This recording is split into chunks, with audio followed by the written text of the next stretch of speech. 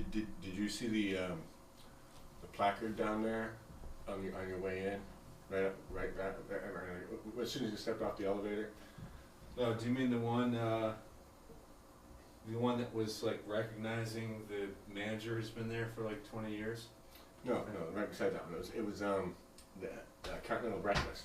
It's free continental breakfast. Oh, sweet. Yeah. Oh man, we haven't had one of those in ages. I mean, I think we should take advantage of that and save some money on this tour. You know what I'm saying? Save some jack, yeah. I mean, we got to do all we can to, you know. Yeah, Right. it's been a little tough. It's we have to get on. It shuts down at 11, but my experience is like the last half hour. The food at a continental breakfast is kind of. Oh, it's the dregs, man. I mean, you get all like, it is it's cereal. There's never any apple butter left. I mean, Right. it's nothing Yeah. but strawberry and grape left. Yeah. And all the exotics are gone. Exotics. you know, Don't you think that apple butter No is kind of, marmalade. that's kind of an old-fashioned taste? I like isn't it? apple butter on my raisin toast Do you? too. I like apple butter on my raisin toast. Oh. I've got a thing, yeah. Okay. Is that a southern thing? Are they rushing us? What? Aren't they telling us to?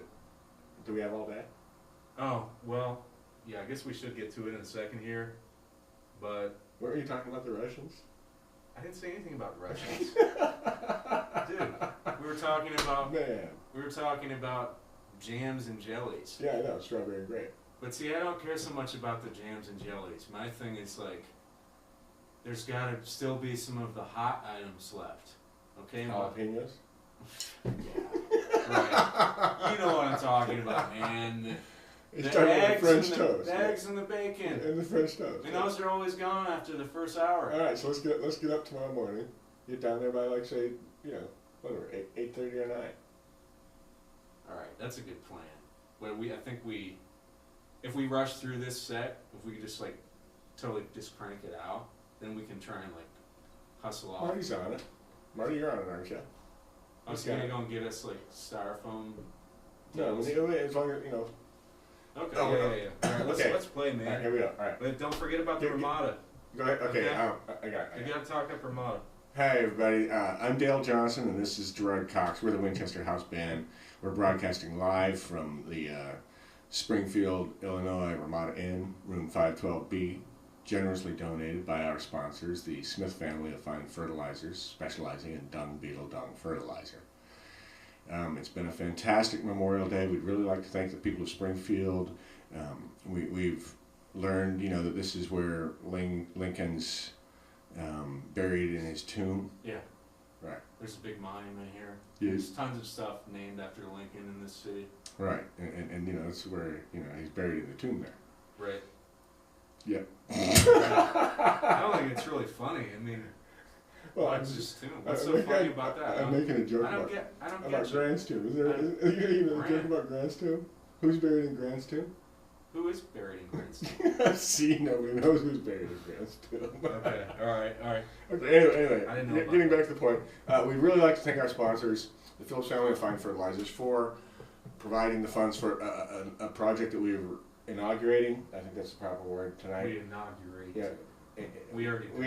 We already inaugurated, but I mean this is our inaugural night. So what it is we're going to do the entire catalog of the British philosophers' essays. The British philosopher Aesop, who is the favorite philosopher of our sponsor, the Phillips family. So. Why are they into him again? Why? Well, because the thing is, he's got like morals. Oh. Like at the end of every one of his pieces, he's got like a moral. Yeah. Right. Right. You Like understand? the lesson that you can take from Yeah. this. Like, don't you remember the moral from the last one? Yeah, like in those after school specials at the end, Yeah, they'd say, it's "Now, something the like that, lesson but- you can take from this is be kind to everyone."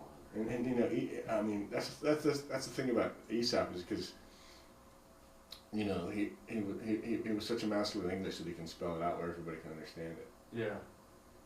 It'd be cool to, if at all possible, Marty, if we could possibly do this closed captions so that people could read that message, the moral, we could have it. That's so sophisticated, dude. We I could mean, have, come on. we could have, no, just think about it though. the whole time you're reading this fable, you can You have could get a grant from the Ohio Arts Council. No, just check it out, dude. The whole time you're reading this fable, you can have the moral scrolling by, Like on a CNN broadcast. like a stock ticker. Yeah. Right. Yeah. Don't you think that'd be? No, I think that would distract. Then people, I think they that would never forget that moral, right? I think that's killer. We should go with that. I'll talk to the Phillips family. Okay. All right. Thanks everybody. Did I mention to you? We're also we'd like to thank our other sponsor, WCORN Radio out of Des Moines, Iowa. Thanks Jay for all your help organizing this tour, and we had a great time. Sao Paulo, Paraguay last week that was 2 weeks ago. Last week we were in Jacksonville, Florida at the airport there. At the Ambassador Lounge, and we'd really like to thank everybody that's been helping us out along the way. But it really is about this moment now that we are starting in a moment our second performance of the British philosopher Aesop's essays. This is going to be, we're going to do a piece called Dog in the Manger. Dog in the Manger. Dog in the Manger.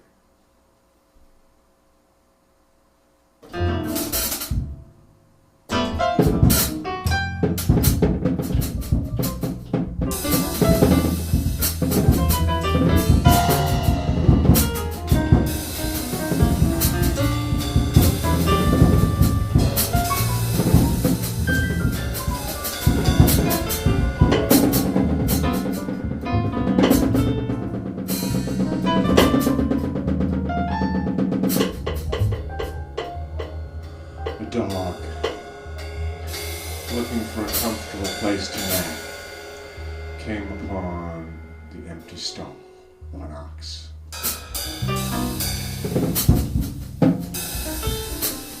There, it was quiet and cool, and the hay was soft.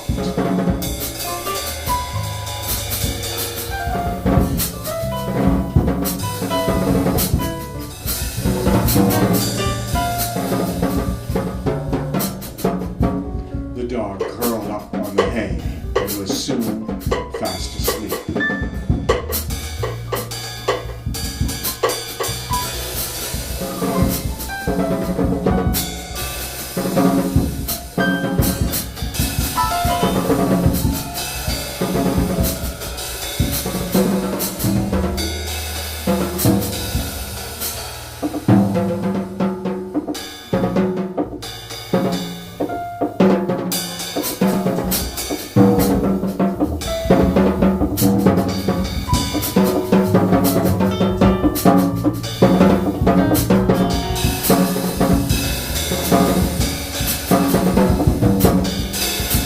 A few hours later, the ox lumbered in from the fields. He had worked hard and was looking forward to his dinner of hay.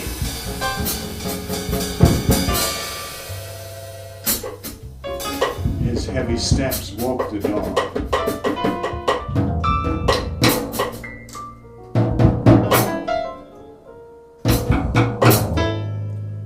Up in a great temper.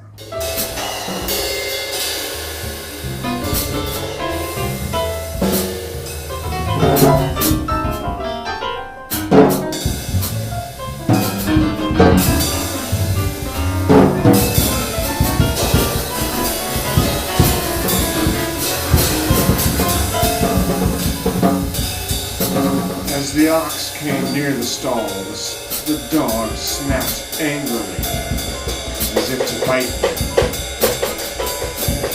Again and again the ox tried to reach his food, but each time he tried, the dog stopped him.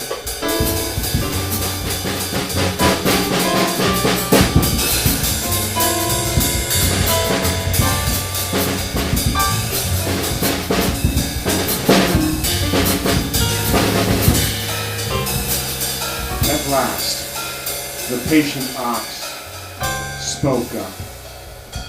You do not want to eat my dinner, nor will you let me have it.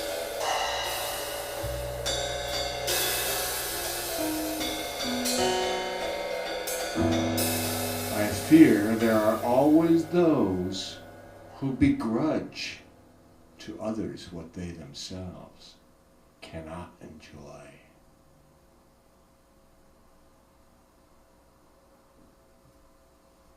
Did you get the moral the moral of that one? I want to say it again. I think it's really important. I think the film's. No, I think when you looked like dead into the camera and